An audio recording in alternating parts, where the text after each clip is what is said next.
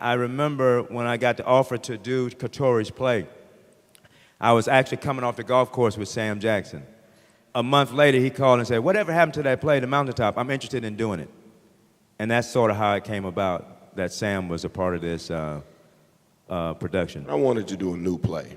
And interestingly enough, it was a new play about someone that I had a very direct connection with, Dr. King. I think I was maybe in about 6th or 7th grade when Dr. King was assassinated, and there, and not like a real great awareness, but of what really was going on, but an awareness of how the temperature and the atmosphere, had changed. When I was a young student at Morehouse College, he would be on campus from time to time, and I would see him. I saw him speak. I was at the campus movie that night he was assassinated. And the next day, his body was brought to Spelman College. I went over, I viewed the body. And that next morning, a whole group of students, a bunch of us got on a plane, went to Memphis, and marched in the Sanitation Workers March. And my mother is from Memphis, Tennessee, and she actually grew up around the corner from the Lorraine Motel.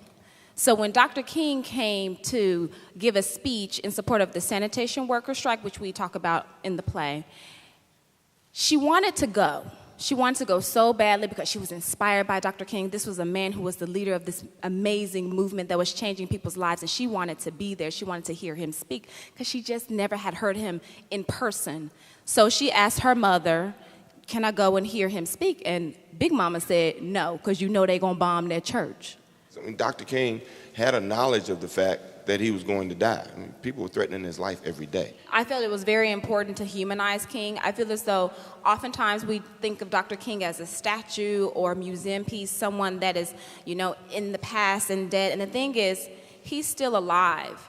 He's alive through his legacy. He's alive through his light. He's alive through what he has left behind. It's a genuine exploration of a man who's at a really, really, really interesting and difficult place in his life, that he's caught up in the fame of being the most loved and respected civil rights leader on the planet at that time. He's filled with a lot of fear. He's filled with a lot of doubt because a lot of the things that he's trying to do don't seem to work.